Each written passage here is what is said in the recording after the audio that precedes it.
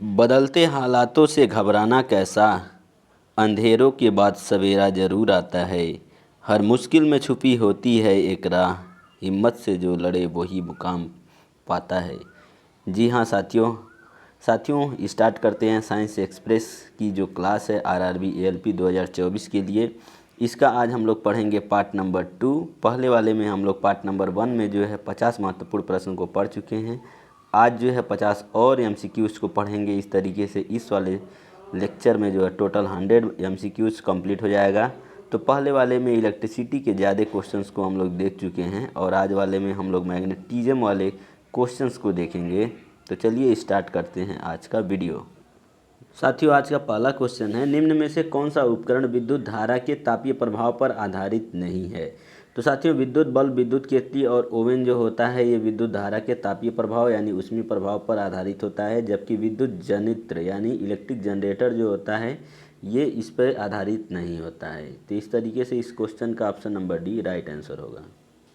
Question number 52 है, bulb का filament पूछ रहा है डाट डाट डाट गलनांक वाली। तो साथियों बल्ब का जो फिलामेंट होता है ये उच्च गलनांक और प्रबल धातु वाली बनी होती है। इस तरीके से इस क्वेश्चन का right answer option number A होगा। अगला क्वेश्चन है विद्युत मोटर। तो साथियों विद्युत मोटर जो होता है वो फ्लेमिंग के बाएं हाथ के नियम पर कार्य करता है। पहला नंबर तो ये देख लीजिए। उसके बाद ये विद्युत ऊर्जा को क्या करता है, यांत्रिक ऊर्जा में बदलने का काम करता है। इस तरीके से देखें तो इस क्वेश्चन का ऑप्शन नंबर सी क्या होगा, राइट आंसर होगा। ठीक है। अगला क्वेश्चन है कम्यूटेटर यानी द्विक परिवर्तक का उपयोग की कुंडली में धारा की दिशा बदलने के लिए किया जाता है। तो साथियों ये डीसी मोटर और डीसी जनरेटर दोनों की लिए काम करता है। इस तरीके से इस क्वेश्चन का option number A right answer होगा। निम्नलिखित में से किस उपकरण का प्रयोग प्रत्यावर्ती धारा को दिष्ट धारा में परिवर्तित करने के लिए किया जाता है। तो साथियों दिष्टकारी यानी रेक्टिफायर का यूज करते हैं। ऑप्शन नंबर सी क्या है इस क्वेश्चन का राइट आंसर है। धारा नियंत्रक का इस्तेमाल हम जो है करंट को नियंत्रित करने के लिए करते हैं और कैलोरीमीटर का इस्तेमाल जो होता है वो ऊष्मा की माप करने के लिए करते हैं। कैपेसिटर क्या होता है, इसका उपयोग जो है विद्युत आवेश अथवा स्थिर विद्युत ऊर्जा को स्टोर करने में किया जाता है। इस तरीके से इस क्वेश्चन का ऑप्शन नंबर सी राइट। अगला क्वेश्चन, निम्नलिखित में से कौन सा उपकरण विद्युत प्रवाह के तापन प्रभाव पर आधारित नहीं है। तो साथियों माइक्रोवेव जो होता है वो विद्युत के तापन प्रभाव पर आधारित नहीं होता है। इसके अलावा जितने ऑप्शन हैं वो सब विद्युत धारा के तापीय प्रभाव पर कार्य करते हैं। क्वेश्चन नंबर 57 है, विद्युत स्विचों को किस में लगाया जाता है। तो इसको हमेशा लाइव तार में, जीवित तार में लगाते हैं और फ्यूज का जो इस्तेमाल होता है साथियों वो भी लाइव तार के अंतर्गत ही करते हैं।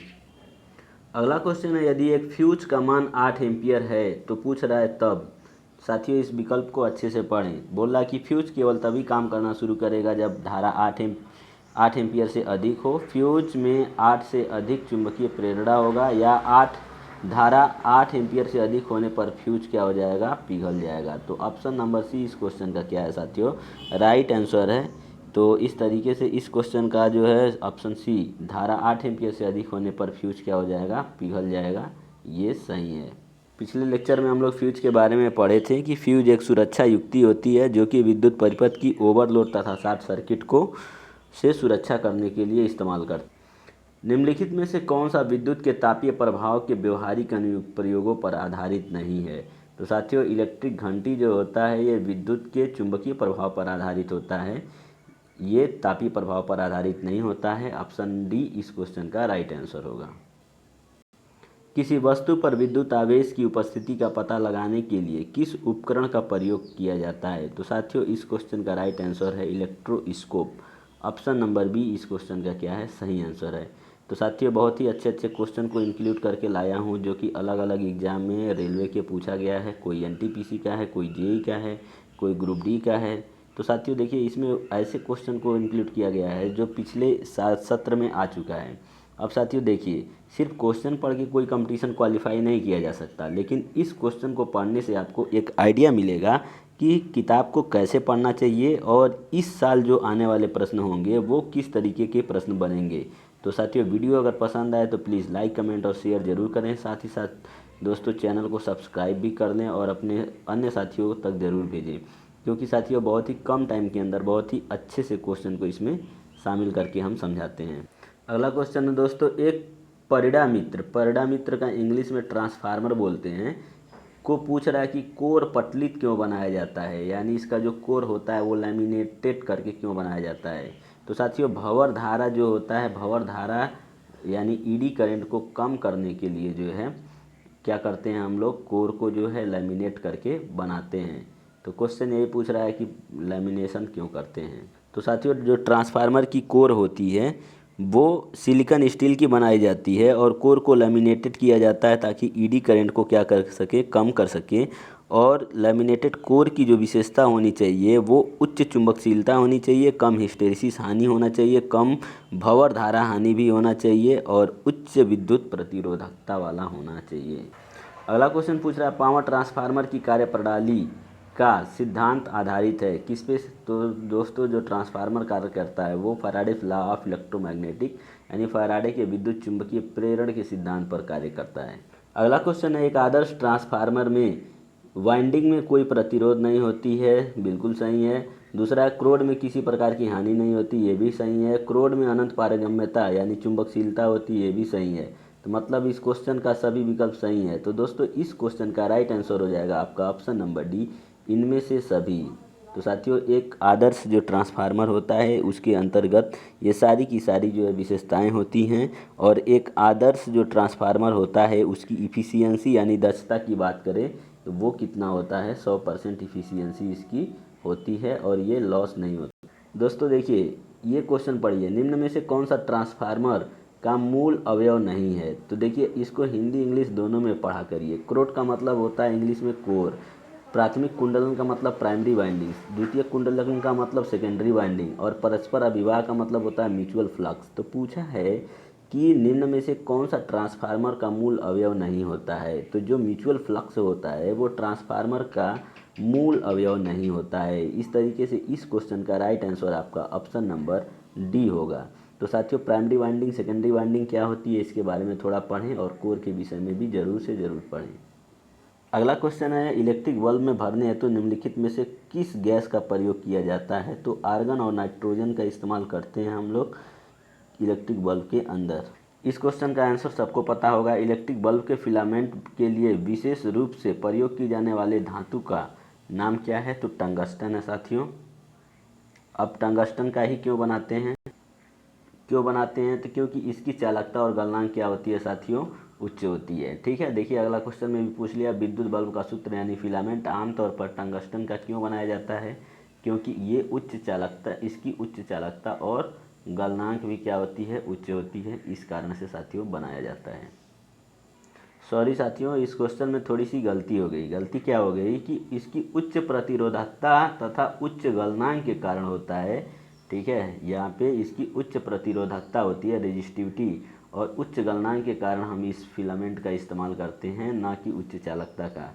तो इसको थोड़ा सा सुधार कर लीजिएगा। ऑप्शन नंबर बी इस क्वेश्चन का क्या है साथियों, राइट आंसर है। ओके, अगला क्वेश्चन, निम्नलिखित में से किस उपकरण का उपयोग रासायनिक ऊर्जा को विद्युत ऊर्जा में रूपांतरित करने के लिए किया जाता है। तो इसका इस्तेमाल बैटरी का करते हैं साथियों, रासायनिक ऊर्जा को विद्युत ऊर्जा में बदलने के लिए। अगला क्वेश्चन है, बैटरी की क्षमता किस में व्यक्त की जाती है। तो एम्पियर घंटा के अंदर में बैटरी को क्या करते हैं साथियों, इसकी क्षमता को व्यक्त की जाती है। अगला क्वेश्चन है, विद्युत चुंबकीय प्रेरण की घटना किसके कारण होती है।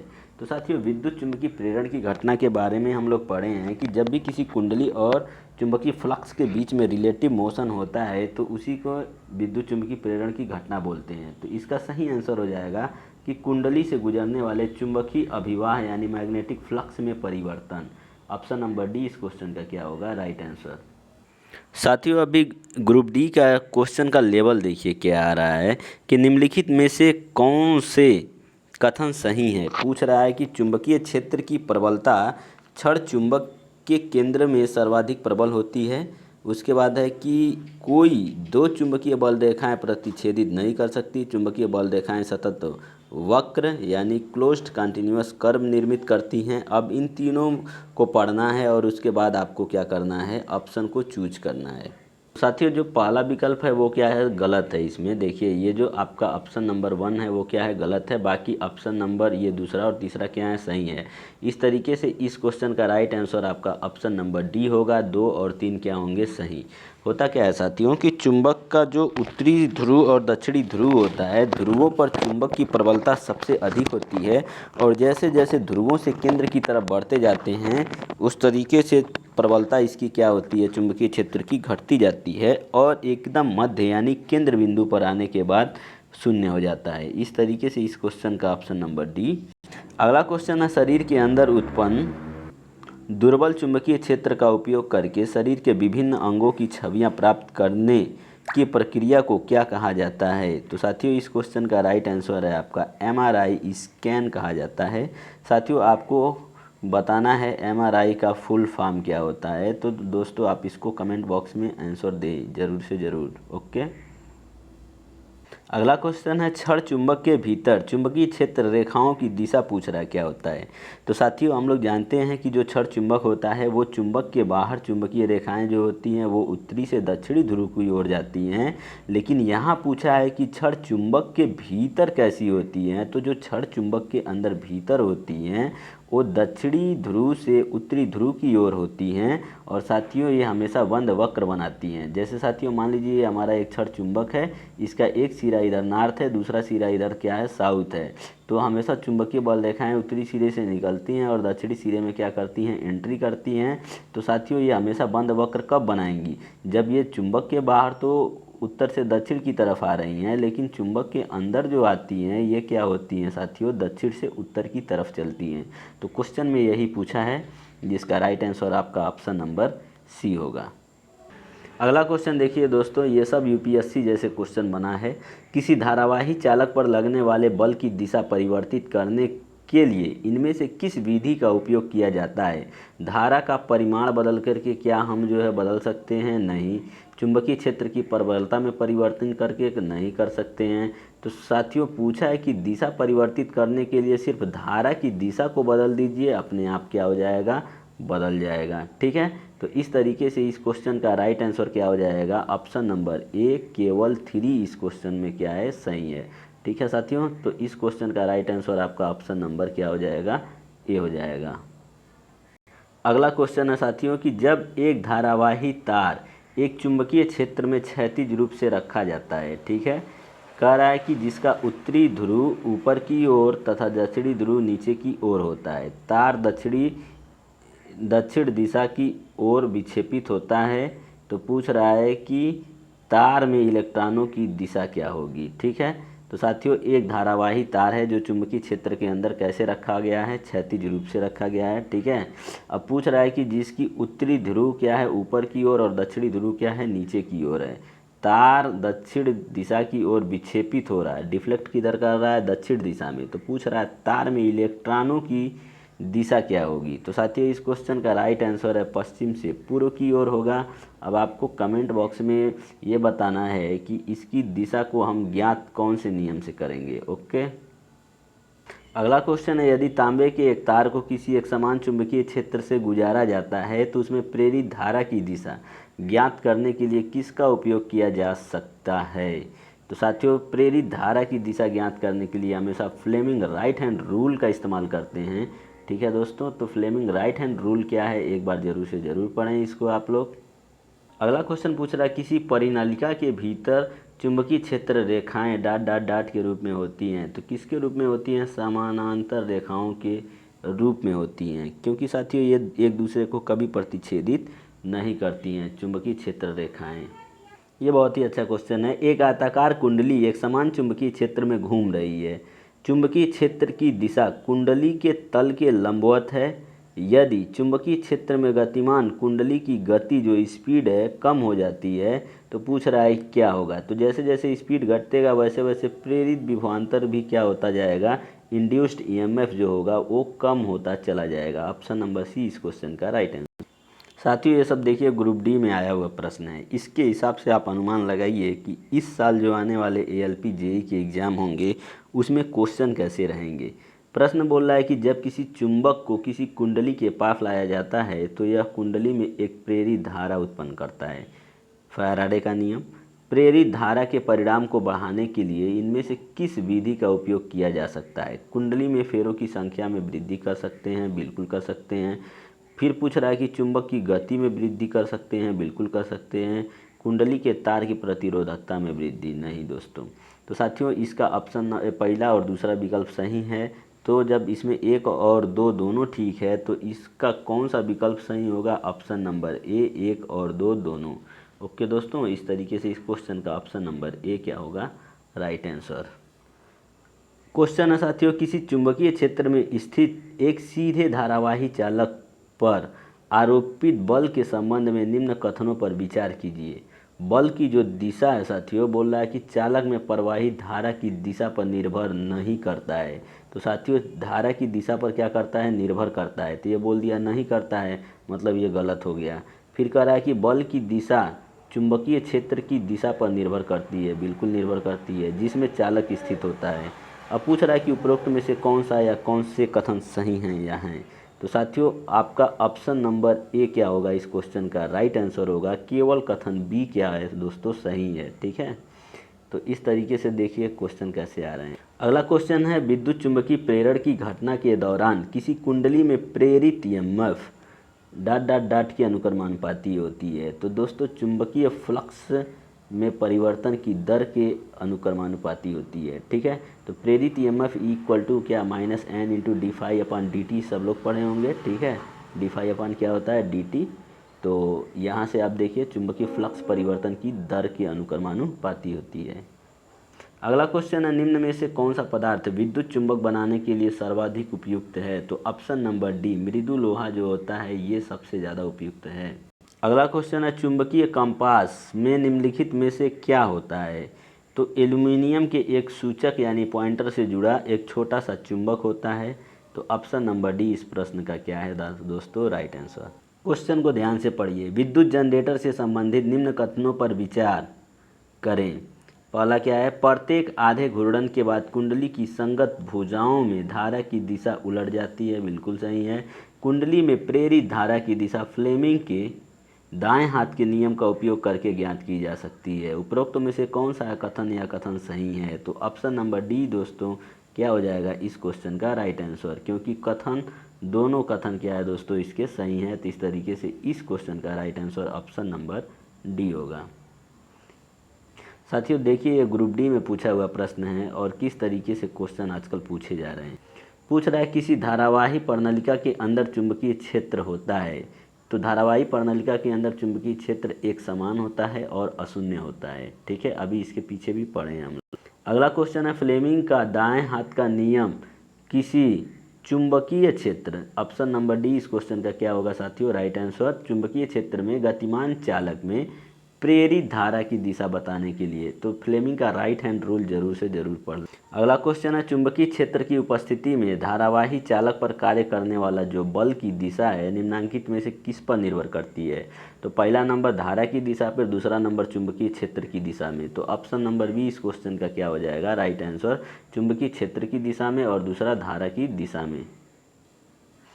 चुंबकीय क्षेत्र के लंबवत स्थित कुंडली की गति के कारण उसमें प्रेरित धारा की दिशा निर्धारित करने के लिए इनमें से किस नियम का प्रयोग करते हैं? फ्लेमिंग राइट हैंड रूल का इस्तेमाल करते हैं। तो साथियों ये देखिए क्वेश्चन कितना बार पूछा जा चुका है। तो फ्लेमिंग के राइट हैंड रूल का नियम ऑप्शन नंबर ए इस क्वेश्चन का क्या होगा? Right answer. ये क्वेश्चन का आंसर, विद्युत मोटर में चुंबकीय क्षेत्र में कुंडली के घूर्णन की दिशा ज्ञात करने के लिए इनमें से किसका उपयोग करते हैं? तो साथियों फ्लेमिंग के बाएं हाथ का नियम का प्रयोग करते हैं। ऑप्शन नंबर बी इस क्वेश्चन का क्या होगा? राइट आंसर होगा ऑप्शन नंबर बी। अगला क्वेश्चन है, फ्लेमिंग के दाएं हाथ का नियम का प्रयोग किसके लिए करते हैं साथियों?